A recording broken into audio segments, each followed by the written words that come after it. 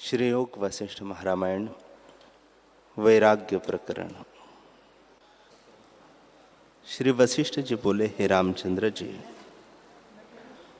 राजा दशरथ जी के सुपुत्र राम जी मुनीश्वर वशिष्ठ जी से कहते हैं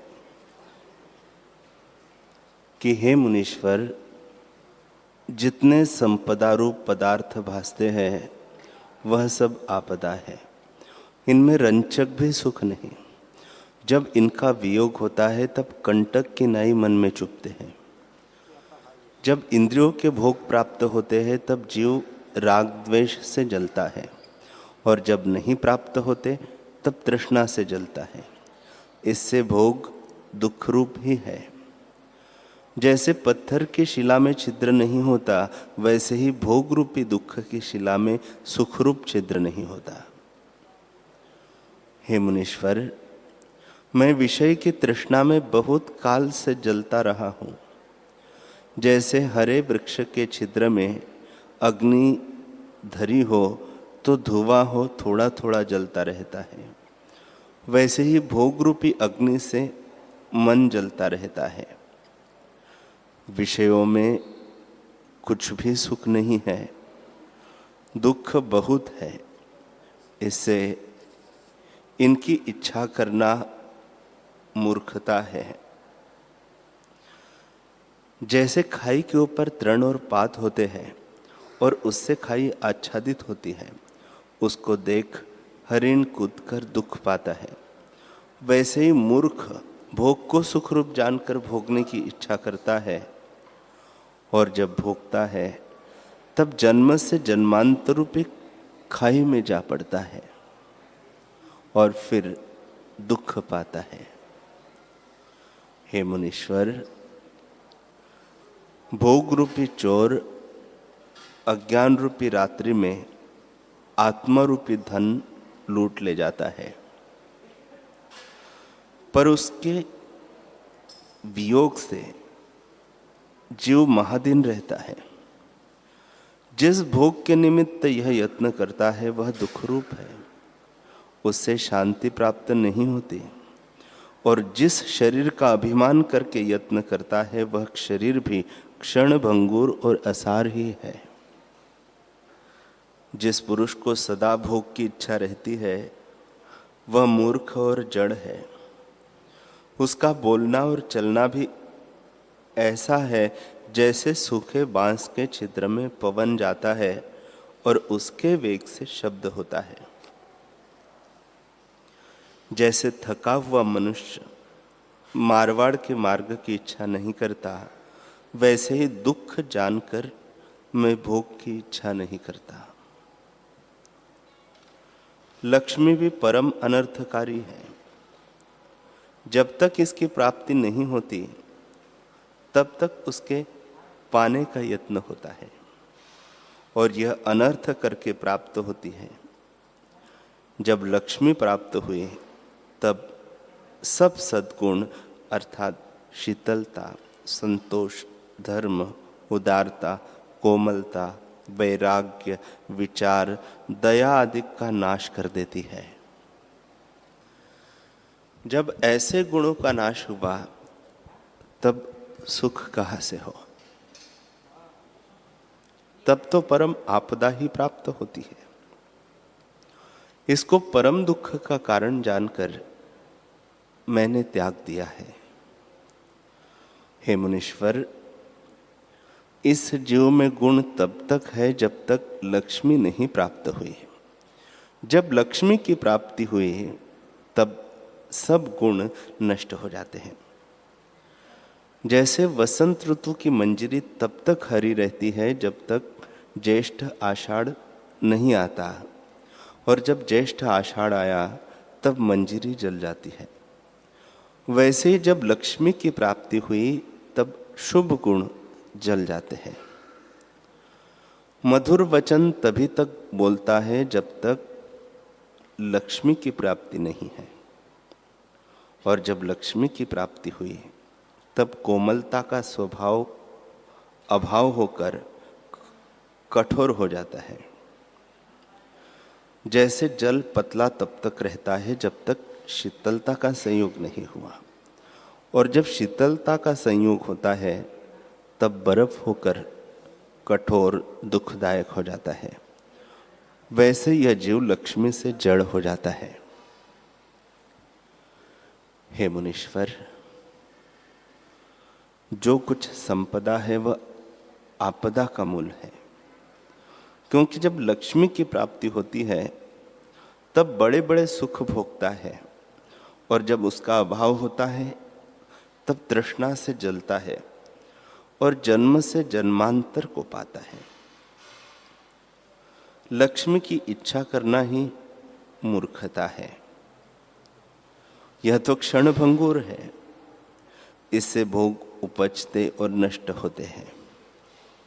जैसे जल से तरंग उपजते और मिट जाते हैं, और जैसे बिजली स्थिर नहीं होती, वैसे ही भोग भी स्थिर नहीं रहते। पुरुष में शुभ गुण तब तक है जब तक तृष्णा का स्पर्श नहीं हुआ, और जब तृष्णा हुई तब गुणों का अभाव हो जाता है। जैसे दूध में मधुरता तब तक है जब तक उसे सर्प ने स्पर्श नहीं किया, और जब सर्प ने उसे स्पर्श किया तब वही दूध विष रूप हो जाता है। श्री राम जी बोले, हे मुनीश्वर, लक्ष्मी देखने मात्र में सुंदर है। जब इसकी प्राप्ति होती है तब सद्गुणों का नाश कर देती है। जैसे विष की बेल देखने मात्र में ही सुंदर होती है और स्पर्श करने से मार डालती है, वैसे ही लक्ष्मी की प्राप्ति होने से जीव आत्मपद से वंचित हो महादीन हो जाता है। जैसे किसी के घर में चिंतामणि दबी हो तो उसको जब तक खोद कर वह नहीं निकाल लेता तब तक दरिद्री रहता है, वैसे ही अज्ञान से ज्ञान बिना महादीन ही रहता है और आत्मानंद को नहीं पा सकता। आत्मानंद में विघ्न करने वाली लक्ष्मी ही है। इसकी प्राप्ति से जो अंधा हो जाता है। हे मुनीश्वर, जब दीपक प्रज्वलित होता है तब उसका बड़ा प्रकाश दृष्टि आता है, और जब बुझ जाता है तब प्रकाश का अभाव हो जाता है, पर काजल रह जाता है। वैसे ही जब लक्ष्मी की प्राप्ति होती है तब बड़े भोग भुगाती है, और तृष्णा रूपी काजल उससे उपजता रहता है, और जब लक्ष्मी का अभाव होता है तब तृष्णा रूप वासना छोड़ जाती है। उस वासना से अनेक जन्म और मरण पाता है, कभी शांति नहीं पाता। हे मुनीश्वर, जब लक्ष्मी की प्राप्ति होती है तब शांति के उपजाने वाले गुणों का नाश करती है।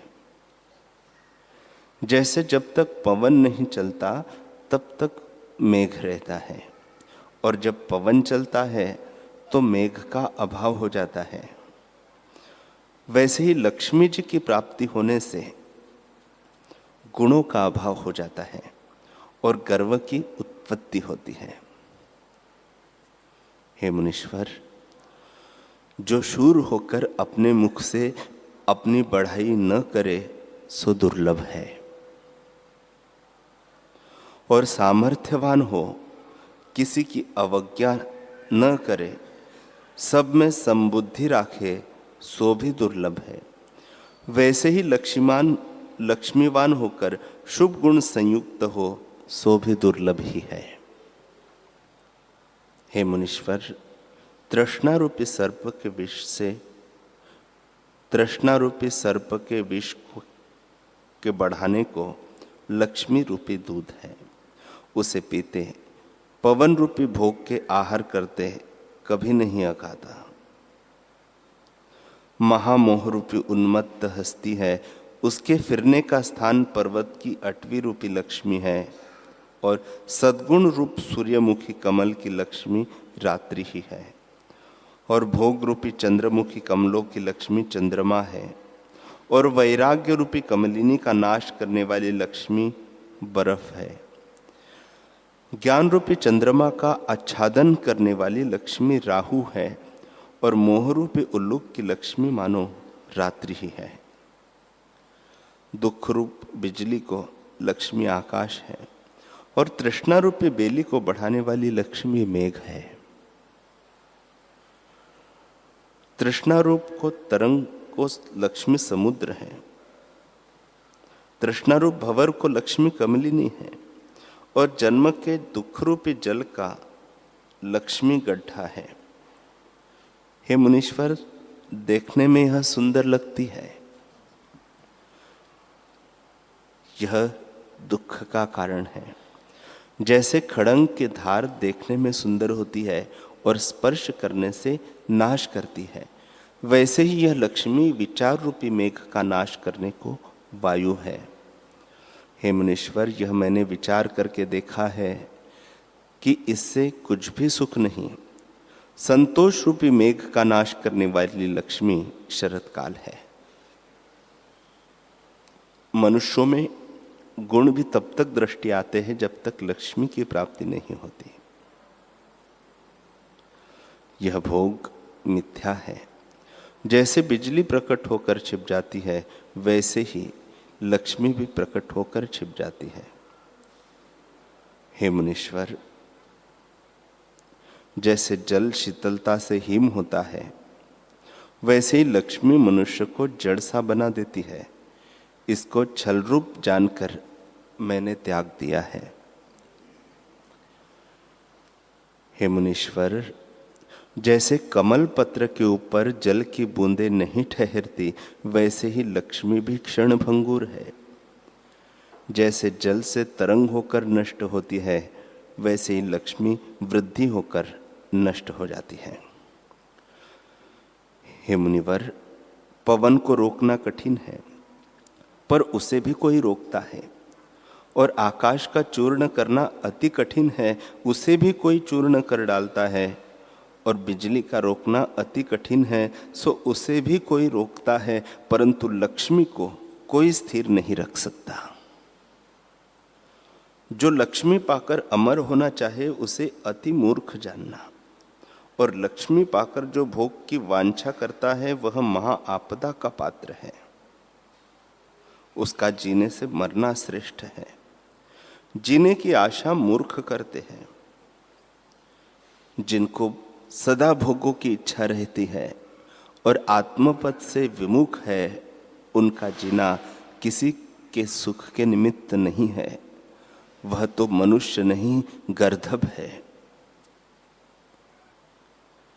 हे मुनीश्वर, जैसे वृक्ष, पक्षी, पशु का जीना है, वैसे उसका भी जीना है।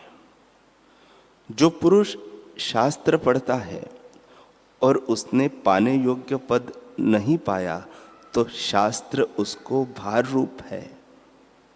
जैसे और भार होता है, वैसे ही पढ़ने का भी भार है। और जो पढ़कर विवाद करते हैं और उसके सार को नहीं ग्रहण करते, वह भी भार ही है। हे मुनीश्वर, यह मन आकाश रूप है। जो मन में शांति न आई, तो मन भी उसको भार है। और जो मनुष्य शरीर को पाकर उसका अभिमान नहीं त्यागता, तो यह शरीर पाना भी उसका निष्फल है। इसका जीना तभी श्रेष्ठ है जब आत्मपद को पावे, अन्यथा जीना व्यर्थ है। आत्मपद की प्राप्ति अभ्यास से होती है।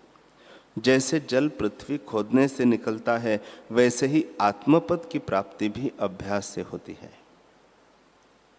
जो आत्मपद से विमुख होकर आशा की फांसी में फंसे हुए हैं, वे संसार में भटकते रहते हैं। जिस पुरुष ने मनुष्य शरीर पाकर आत्मपद पाने का यत्न नहीं किया, उसने अपना आप ही नाश किया, और वह आत्महत्यारा है। हे मुनीश्वर, यह माया बहुत सुंदर भासती है, पर अंत में नष्ट हो जाती है। जैसे काठ को भीतर से घुन खा जाता है और बाहर से बहुत सुंदर दिखता है, वैसे ही यह जीव बाहर से सुंदर दृष्टि आता है और भीतर से उसको तृष्णा खा जाती है। जो मनुष्य पदार्थ को सत्य और सुखरूप जानकर सुख के निमित्त यत्न करता है, वह सुखी नहीं होता। जैसे कोई नदी में सर्प को पकड़कर पार उतरना चाहे तो पार नहीं उतरता, मूर्खता से डूबेगा, वैसे ही जो संसार के पदार्थों को सुखरूप जानकर आश्रय करता है तो सुख नहीं पाता, संसार समुद्र में डूब जाता है। इससे सुख की इच्छा रखना व्यर्थ है। इस प्रकार जगत को मैंने असत रूप जानकर निर्वासनिक होने की इच्छा की है।